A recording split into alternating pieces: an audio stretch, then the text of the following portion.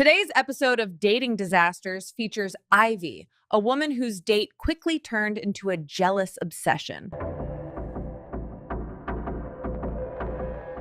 Hi, I'm Ivy. I am 36 years old. I currently live in Charlotte County, Florida, and I want to share with you guys something that happened to me years ago with one of my online dating experiences. Was just coming out of a relationship for almost I'd been married to him for 10 years. So I Tinder was new, but it wasn't brand new. It wasn't like right on the scene or anything. But we didn't know what we know now. So I got on Tinder, I was scrolling through, I matched with this guy. We talked for about 2 weeks, everything lined up, he gave me his name, I Googled him because I am a nervous Nelly as it is. I Googled him, I did, like, all the standard stuff, nothing came up, he didn't have, like, any mugshots or any arrest records, he wasn't on any lists that I could see publicly. Okay, not bad. At least she did some research. Let's see where this goes. Um And that was it. It was fine. So we talked for about 2 weeks, seemed like a really, like, chill dude. We had a lot in common. And so finally he's like, "Hey, let's get together. Let's go to dinner." And I'm like, "Okay, fine." So we agree to meet at a public restaurant and um we meet up, everything's going pretty well, and one of my childhood and I mean, we dated in high school, okay? So, this was not really not in my mind, not a true relationship, right? We never had to pay bills together, we never had to struggle. So, he walks in the door and he's with his spouse, and he walks up because small town, everybody knows everybody. And me and him had run into each other multiple times before this whole experience happened and never had any issues. His like super sweet lady, love her to death.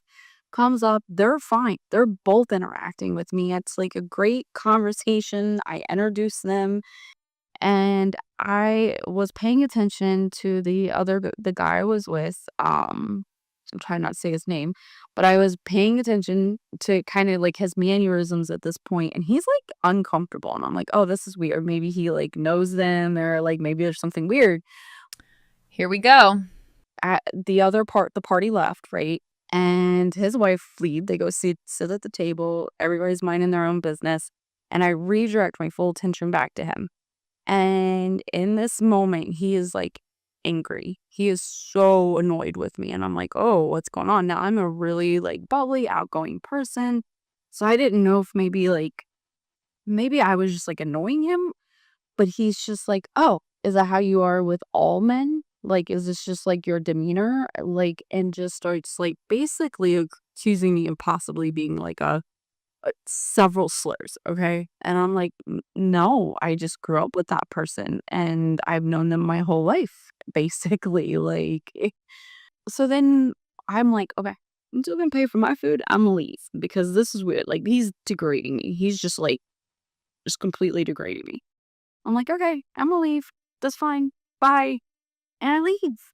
And I block his number. That's gonna be it for me. We're not doing that again, right? I don't want any parts of that. It was fine for a few days. Everything was fine for a few days. And I go to work Monday and everything's fine. Nothing weird. I walk out and there's a flower on my car. And so this is when I start realizing how dumb I am, right? I drove a sports car that had a big cult following. While we should be mindful of our online presence, you also can't beat yourself up over someone who clearly doesn't understand boundaries. And I was in all the groups for it. I posted pictures of that car regularly. Like it was, you knew me, you knew my car.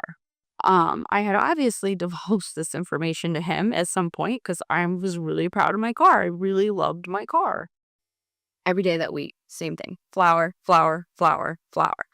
Friday hits and I get a text message, but from a weird number. And it was like, I hope you're enjoying your flowers. Unblock me. Signed his name. I was like, are you kidding me? How did you find out where I worked? So he was coming up and he was like actually putting flour on every day. So I did not. I blocked the number he texted me from saying unblock him. But now I know who it is. When I started like looking into everything, I realized a lot of the information he gave me was his parents' information. His dad had the same name as him. Researching people can be tricky for this reason. Same family names, uniquely spelled names, or even name changes.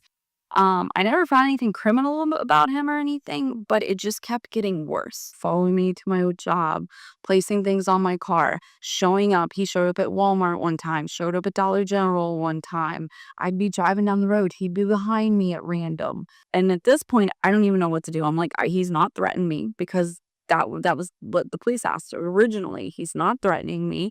He's not doing anything. I've just said, hey, please leave me alone. And he's never actually texted me again. He's not called me.